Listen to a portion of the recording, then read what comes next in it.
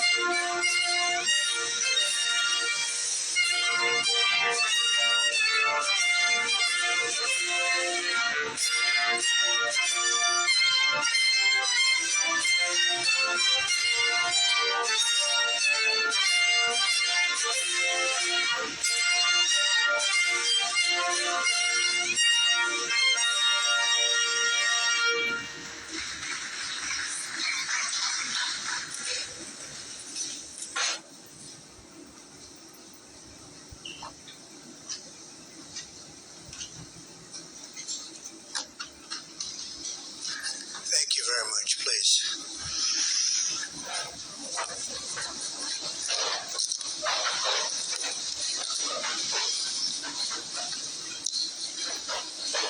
This is a great honor, and we welcome Their Majesties King Charles III and Queen Camilla of the United Kingdom to the White House. Very special place, very, very special. And I also want to, before we really begin, I want to congratulate Charles on having made a fantastic speech today at Congress. He got the Democrats to stand. I've never been able to do that. I couldn't believe it. I couldn't believe it. They liked him more than they've ever liked any Republican or Democrat, actually. So I just want to thank you and congratulations. It's not an easy thing to do. That's a tough place. It's a true privilege to have you here for this historic state visit. Last fall, Melania and I had the pleasure of visiting Their Majesties at Windsor Castle, a structure that's so beautiful and so long that it never seemed to end. I looked down as a former real estate person, and it just went on forever.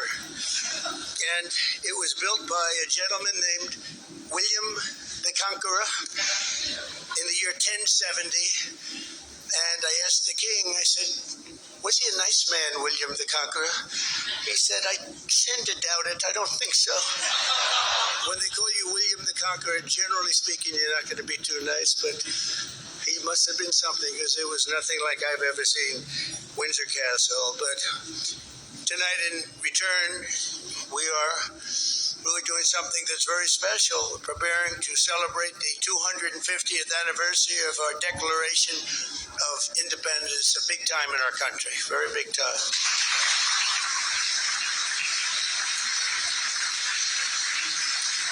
And it's only natural that Americans begin this commemoration by paying tribute to the transcendent bond we share with the nation that Thomas Jefferson himself called our mother country. He used to go around saying, this is our mother country, how nice. From English towns and Scottish hills, from Welsh mountains and Irish villages, a people unique in history sailed across the mighty Atlantic to settle and civilize this continent in the name of God, King and country. So beautiful. They called it New England and meant that very, very literally. The first Americans saw themselves as free men carrying the forward and central liberties and ancient rights of the Anglo-Saxons into this new and beautiful world. In the eyes of America's founders, our war of independence was fought not to reject this heritage, but to reclaim it and perfect it. As the founding father, George Mason, wrote, we claim nothing but the liberty and privileges of Englishmen, in the same degree as we had still continued among our brethren when we were in Great Britain. The Declaration of Independence was a miracle for the ages that sparked a far-reaching revolution in self-government and human freedom. But even though the political bonds between the United States and Great Britain were dissolved forever, they thought, on July 4th, 1776, the more powerful strands of memory, culture, and identity proved unbreakable in any conflict and grew into a friendship unlike any other on earth. A very, very special and incredible friendship. Historians have noted that to this day, the distinct regions of the United States still echo with the particular accents, habits, and traditions of the British communities that first settled them centuries ago. The names of half of the original American states refer to members of the British royal family, as do American cities from Charleston to Annapolis, Charlotte to Albany, and even the place where I grew up and actually loved very much, Queens, New York. Who would have thought? But far beyond names and principles, there's something unique and very special that has always united our two people, a certain nobility of spirit and heroic soul. The same audacity that called a small island kingdom to rule the seven seas, and rule them you did, inspired the children of 13 American colonies to explore a great frontier and a very, very dangerous frontier and settle what was known as the Wild, Wild West. The men who planted the American flag on the moon carried them the same hunger for adventure and achievement as those who raised the Union Jack above Antarctica and first sailed St. George's Cross all around the globe. The American soldiers who crossed the Atlantic to freedom, rescue in 1944 were moved by the same keen sense of righteousness that drove the English Crusaders to the Holy Land 1,000 years ago. The entire world has been uplifted by this distinct and special character we share, this unstoppable daring, this unconquerable courage. It really is. It's unconquerable. And speaking of that, where's Rory McIlroy? Can stand up, Rory, will you please? That was unconquerable courage. That was very good, Rory. I don't know if that helps them talk about how wonderful the speech, but I had to interrupt my speech because I watched that man win a tournament. That was a tough one. Congratulations. Very proud of you. All right, now I'll get back to my speech, Rory. Okay. But it was unconquerable courage, this inexhaustible supply of ambition, ingenuity, and resolve.